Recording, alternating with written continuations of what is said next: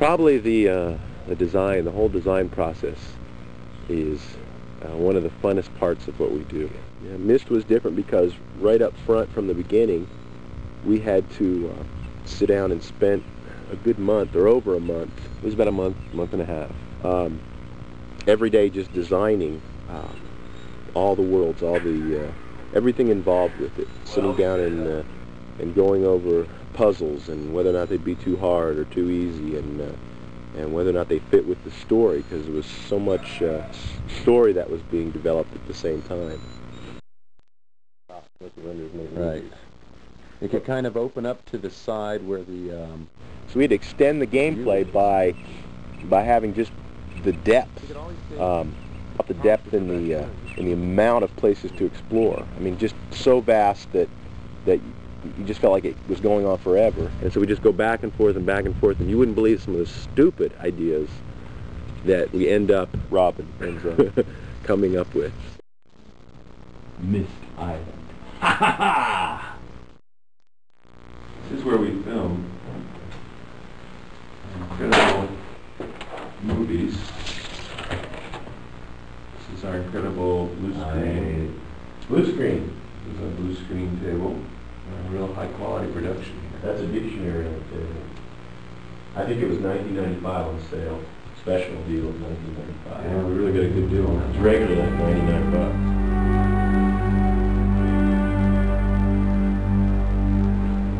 Rand and I have always been very much into the detail of things, the richness of things, and so when we did Myst, we wanted it to be a very rich environment and a very detailed environment. And graphically, that meant a lot of work.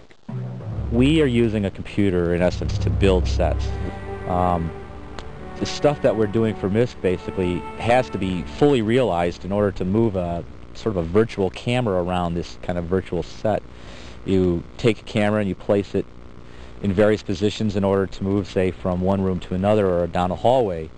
It's just a sequence of camera shots that are taken in a computer that end up looking photographic and end up allowing the player to really believe that they're sitting in this world.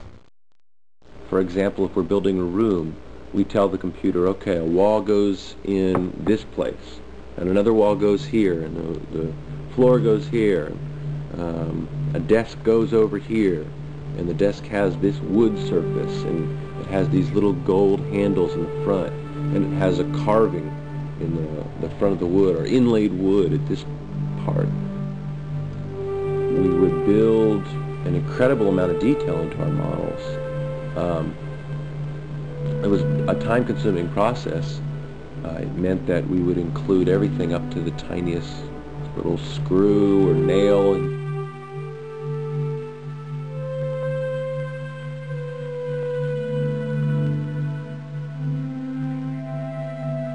I started off kind of seeing it from an artist perspective. I would look for the most interesting scene that I could come up with. But the problem I ran into was that every time I made it look interesting, it didn't work for the interface because it was unrealistic. I mean, you don't look at everything as a composition. When you're walking through a room, you're either just walking through a room or you're stopping and staring at everything. And the hardest thing for me was to try to make that transition from trying to make everything look really pretty, composed, and make it work as far as interface goes.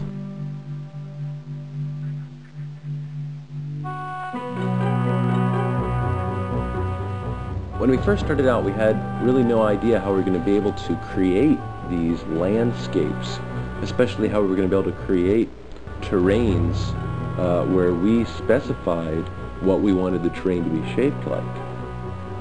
We came up with a way to create a terrain by basically painting the terrain in grayscale, a large picture of the terrain in grayscale. The light areas of that grayscale image would represent the areas of the terrain that would lift up very high. It would be very high, like a mountain or a hill, for example. We would bring that grayscale image then, simply bring it into Stratavision and extrude it in Stratavision, and voila, there we had our incredible terrains. we needed to put some sort of texture on those to really bring them to life. All we had to do was just look at our terrain, decide which areas would have grass, which areas would be covered with rock, and paint that. We'd ended up with a nice little color map that we could then wrap to our terrain. Once we had our terrains done, we could then do things like add trees, add hundreds of trees to a terrain, basically build a forest. We knew at that point, yeah, we can do this. We can do the whole thing as a 3D rendered island. Then I was sitting down watching Little Mermaid with my kids, and they had some kind of blowfish or a pufferfish or something in there. And I said, you know, it's kind of interesting shape. And didn't really think much about it, but when I sat down at the computer again, suddenly started modeling and just playing around in macro model, and boom, there it popped. There was a ship.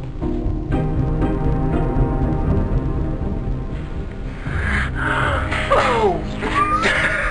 No! The mistake was your belt's a loss, sir.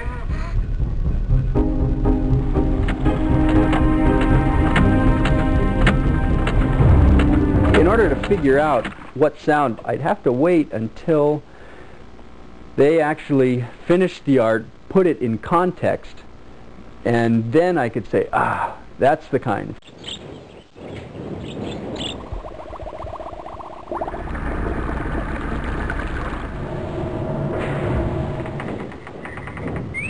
The chime, the clock tower. I knew we needed a chime, a big chime. That's a big clock.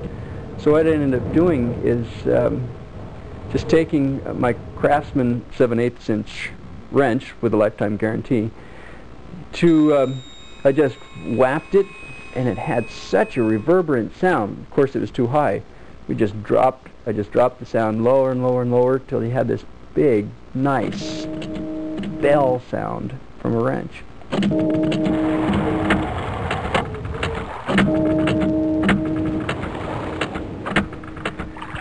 Ah, the most hateful sound. Had to be the bubbles. What you hear are actually bubbles in a toilet.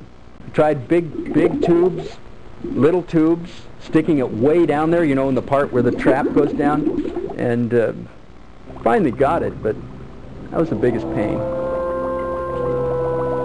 Oh, Cirrus, Achenaw.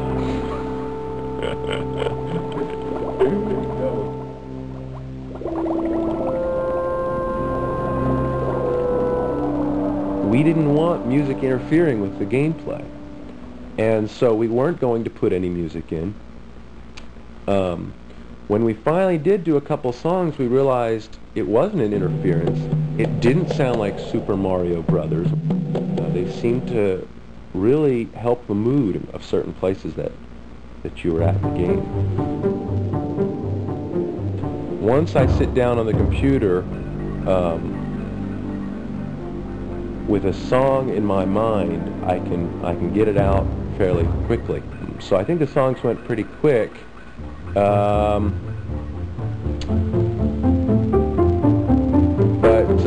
yeah. What was the question again?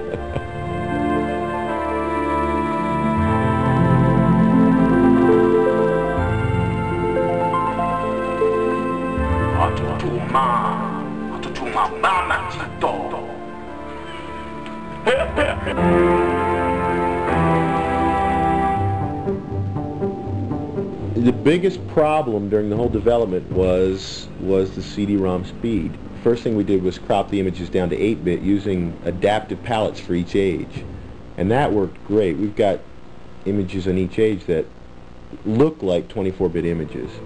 Then we also used QuickTime compression for each of the images, for the stills, not only for the movies, but also for each of the still pictures. Ended up with images that started out at 500K down to approximately 80K. Rich, what are you working on? Nothing. In putting it together, we used HyperCard. as a shell, basically.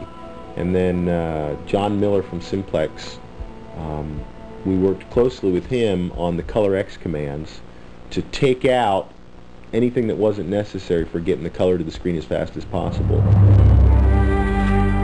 Cheap. I missed the other one too.